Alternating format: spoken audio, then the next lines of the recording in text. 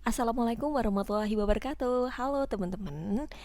Di video kali ini aku ingin membahas tentang pengalaman kerja aku di bidang kontak center.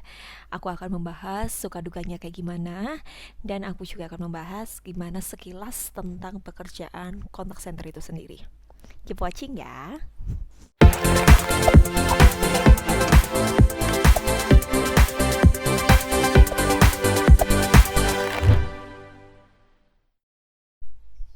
Oke, yang pertama di sini aku mau bahas profil singkat aku dulu ya di bidang kontak center. Aku sendiri udah bekerja di sebuah perusahaan alih daya atau perusahaan outsourcing yang mengelola banyak jenis SDM, salah satunya adalah kontak center. Dua yang aku ikuti adalah untuk sebuah maskapai penerbangan terbesar di Indonesia, kalian pasti tahu ya. Dan yang kedua adalah untuk sebuah bank BUMN. Jadi tetap di satu perusahaan yang sama, yaitu perusahaan outsourcing ini atau perusahaan alih daya ini gitu. Jadi teman-teman, kontak center itu sebenarnya macamnya ada banyak. Tidak cuma via call atau panggilan aja, tapi kontak center itu juga melingkupi yang di sosial media seperti di DM atau direct message di Instagram, WhatsApp, Telegram, SMS ataupun pesan yang di aplikasi. Itu juga bagian dari kontak center loh. Jadi tidak melulu soal panggilan. Oke. Jadi apa sih tugas kontak center itu sendiri? Aku rasa teman-teman di sini sudah tahu kurang lebihnya seperti apa ya.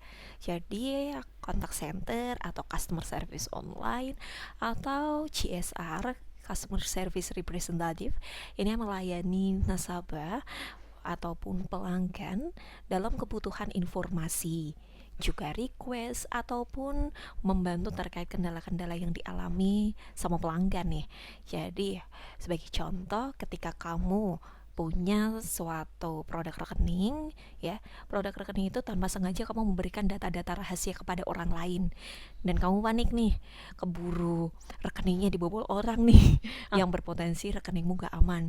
Jadi langkah pertama yang harus kamu lakukan, selain mungkin bisa melakukan pemblokiran kartu ATM melalui aplikasi dan lain-lain, mungkin kalau mau dibantu sama petugas bisa langsung hubungi kontak center atau call centernya. Jadi ini sangat dibutuhkan terutama untuk jenis-jenis produk yang sifatnya krusial dan terdapat kebutuhan safety dan jasanya yang cukup tinggi.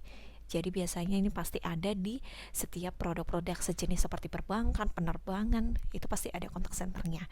Baik itu kontak center online ataupun voice, itu pasti ada gitu. Di sini aku mau bahas soal shifting. Shifting atau jam kerja ya. Seperti kita tahu teman-teman, untuk kontak center sendiri layanannya rata-rata 24 jam. Tapi ada juga beberapa jenis produk ataupun layanan yang sifatnya dibatasi. Sedangkan untuk layanan perbankan itu rata-rata tersedia 24 jam karena kebutuhan-kebutuhan yang krusial seperti itu. Jadi yang shifting agent atau CSR perempuan rata-rata dimulai pagi sekali, bisa kalau di tempat saya sendiri atau bisa mulai kerja dari pukul setengah 6 pagi. Setengah enam pagi, bisa juga kalau siang banget aku bisa mulai kerja dari jam 2 siang.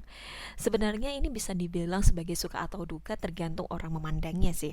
Kalau aku sendiri, aku berusaha enjoy aja karena dengan kondisi yang shifting ini, misal aku berangkat siang, pagi aku ada kebutuhan, aku masih punya waktu. Begitupun ketika aku butuh ada kegiatan pukul 4 sore yang rata-rata pekerja di kantor lain belum pulang, aku sudah pulang karena aku pukul 2 siang aku sudah bisa pulang kerja. Kayak gitu. Jadi pintar-pintarnya kita mensiasati dan menikmati pekerjaan itu. Dan rata-rata kalaupun shifting ini diberikan keleluasaan untuk tukar jadwal dengan petugas atau agent yang lainnya. Pola ini sebenarnya lagi-lagi balik ke pihak perusahaan, kebijakannya seperti apa. Untuk pola shifting ini ada yang menerapkan yang 24 jam ya, aku bilang perempuan pulang maksimal pukul 10 malam. Jadi bisa dibilang berangkatnya paling siang pukul 1 atau pukul 2 siang, tergantung pola kerjanya 8 atau 9 jam kayak gitu.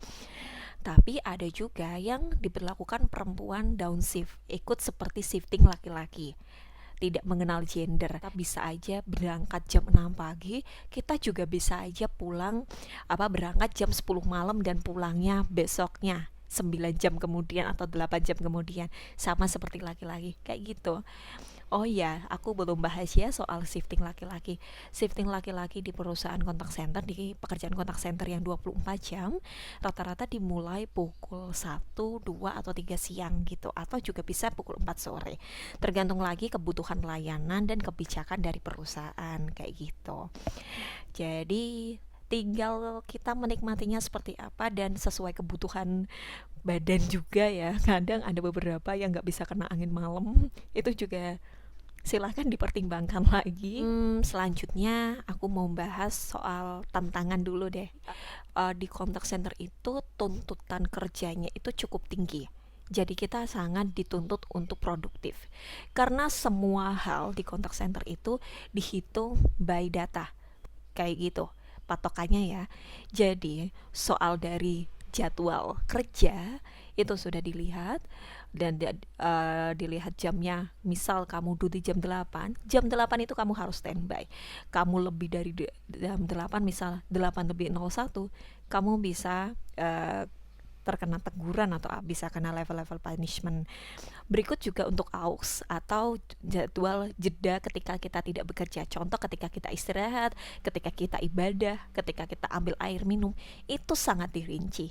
Sebagai contoh, di tempatku bekerja sekarang, kita dapat jatah istirahat 1 jam, dan toleransi atau AUX toleransi itu 15 menit aja. Terus dari segi handling atau melayani pelanggan itu dituntut untuk cepat tapi tetap sesuai dengan prosedur. Jadinya ini terpenuhi kebutuhannya, tapi kita juga bisa efektif kayak gitu. Itu kita terlatih untuk disiplin di kontak center. Jadi nanti setiap rata-rata bulanan atau mingguan kita dihitung rata-rata kita handling berapa lama. Misal targetnya sekali handling kita 4 menit, kita 5 menit nanti jadi dapat teguran. Average handling time itu akan diperhatikan. Selain targetnya itu tadi banyak, kita juga dilatih untuk mengontrol emosi atau berlatih komunikasi secara efektif gitu loh. Nah, merasa kita nggak ketemu gitu, kadang nasabah ataupun pelanggan itu bisa ngatain sesuka hati kita, sesuka hatinya, ataupun kadang. Dan di situ tugas kita adalah gimana kita mengontrol emosi dan tetap memberikan pelayanan yang terbaik. Karena balik lagi, kalau kita tidak enjoy di situ ya bawaannya mau emosi aja gitu dan stres kerjanya. Jadi tinggal kita menikmatinya seperti apa kayak gitu. Selain itu kita juga harus mau update dan mau belajar. Karena mau update dan belajar karena salah satu channel informasi dari suatu produk atau jasa, lini pertamanya itu adalah di contact center. Jadi kalau nasabah butuh info apa, wah ada update apa, nasabah tidak bisa mempelajari dengan baik via aplikasi ataupun di sosial media, dia pasti akan tanya di contact center. Seperti itu teman-teman. Jadi kita harus mau belajar terus dan enjoynya kayak gimana aja sih kayak gitu. Oke, dari semua yang udah aku jabarin tadi, mungkin ada sebagian teman-teman yang berpikir, kok kayaknya semuanya tantangan, kok kayak gak ada seru-serunya gitu ya. Jangan salah, di contact center ini ada hal-hal seru yang bisa kamu temuin. Yang pertama, ketika kita bisa mendengar berbagai suara. Ini khusus yang call ya. Jadi yang call, yang voice ini kita bisa mendengarkan berbagai suara orang, baik dari berbagai daerah, dari Sabang sampai Merauke, bahkan dari luar negeri, khususnya untuk ketika aku di penerbangan. Selain itu, aku juga menemui banyak berbagai jenis orang gitu, dengan berbagai karakter dan berbagai respon yang diberikan ketika dia bertanya ataupun meminta sesuatu, request, ataupun ketika dia menghadapi masalah. Menurut aku itu seru gitu. Yang kedua adalah ketika kita mendapatkan apresiasi. Jadi ketika kita mendapatkan apresiasi ini, yang aku maksud adalah apresiasi dari pelanggan itu sendiri, ketika kita bisa memberikan pelayanan yang terbaik dan memuaskan ataupun memenuhi kebutuhan dia.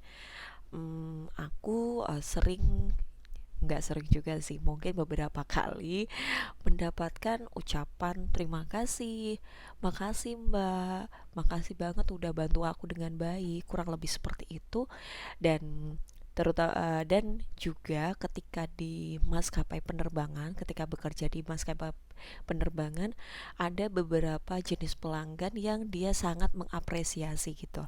Ada beberapa rekanku yang berhasil mendapatkan email apresiasi dan akhirnya dia mendapatkan bonus khusus gitu karena pelanggannya itu merasa puas dan mengirimkan pesan-pesan gitu. Jadi menurut aku sukanya itu lebih ke rasa kepuasan itu ketika kita bisa memberikan pelayanan yang terbaik dan kita bisa mendengar.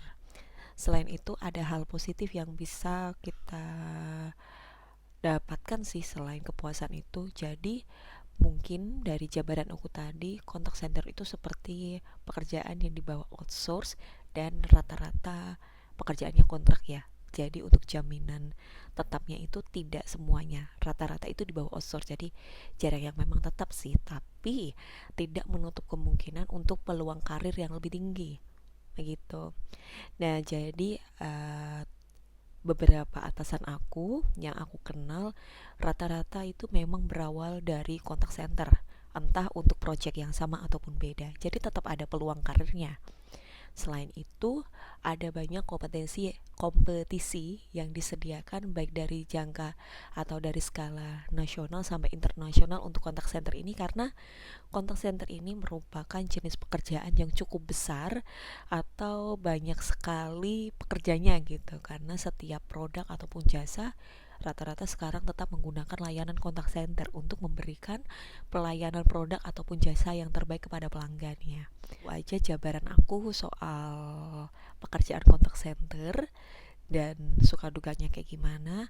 Aku rasa semua yang aku sampaikan di sini belum semuanya tersampaikan ya, namun sekilas bisa memberikan gambaran kepada teman-teman. Semoga video aku ini bermanfaat dan semoga kedepannya aku bisa kasih video yang lebih baik dan lebih bermanfaat lagi. Makasih udah nonton ya. Assalamualaikum warahmatullahi wabarakatuh.